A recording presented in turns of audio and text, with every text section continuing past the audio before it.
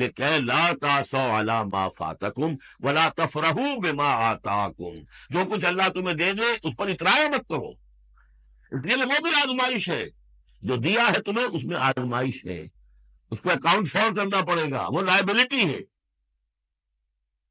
آپ کو معلوم ہے بیلنس شیٹ جب بنتی ہے تو جو کیپٹل ہوتا ہے وہ لائبلٹیز کے کھاتے میں آتا ہے۔ اتنا مال تھا تمہارے پاس، اب بتاؤ نا کیا کیا تم نے اس میں؟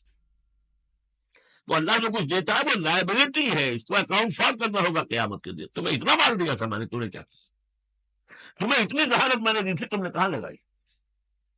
یہ صلاحیتیں میں نے دی تھی، کہاں خرچ کی؟ دنیا بنانے میں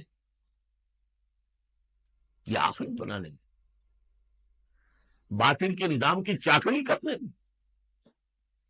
آئی ایم ایف کی سروس ہو رہی ہے، اتنے بلین روپے تنخواہ مل رہی ہے، ٹھیک ہے، چاکری کس کی ہو رہی ہے؟ کس کے نظام کو چلا رہے ہیں؟ کس کی رقص میں گھوڑے بن کر جتے ہوئے ہو؟ غور کرنے کی بات ہے۔ ہمارا ہمیں فخر ہوتا ہے فلاں شخص ورلڈ بینک کے اتنے عہدے پر پہنچ گیا، ہمارا عزیز اور ہمارا۔ کس کی چاکری ہو رہی ہے؟ لیفٹیننٹ بن گیا انگریز کی فوج میں، انگریز کی فوج میں۔ لِكَيْ لَا تَأْسَوْا عَلَىٰ مَا فَاتَكُمْ وَلَا تَفْرَحُوا بِمَا آتَاكُمْ، جو کچھ تمہارے ہاتھ سے جاتا رہے، نکل جائے، اس پر افسوس نہ کیا کرو، اور جو کچھ اللہ تمہیں دے دے اس پر اترایا نہ کرو، سوچا کرو۔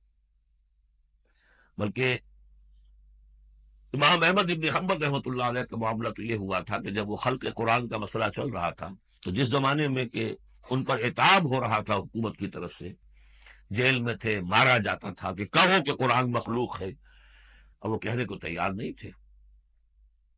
کہتے ہیں ایسی ایسی ماریں پڑی ہیں کہ ہاتھی کو بھی وہ مار پڑے تو وہ بلبلا اٹھے، کبھی آنکھوں میں آنسو نہیں آئے۔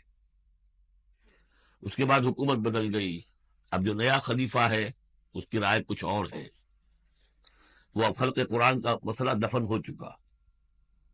اب جو خلیفہ ہے اس کا ایلچی آیا ہے اشرفیوں کی کچھ تھیلیاں لے کر کے، یہ بادشاہ نے، خلیفہ نے آپ کے لیے بھیجی۔ اب روئے پڑے امام احمد بن حنبل، اے اللہ میں اس آزمائش کے قابل نہیں۔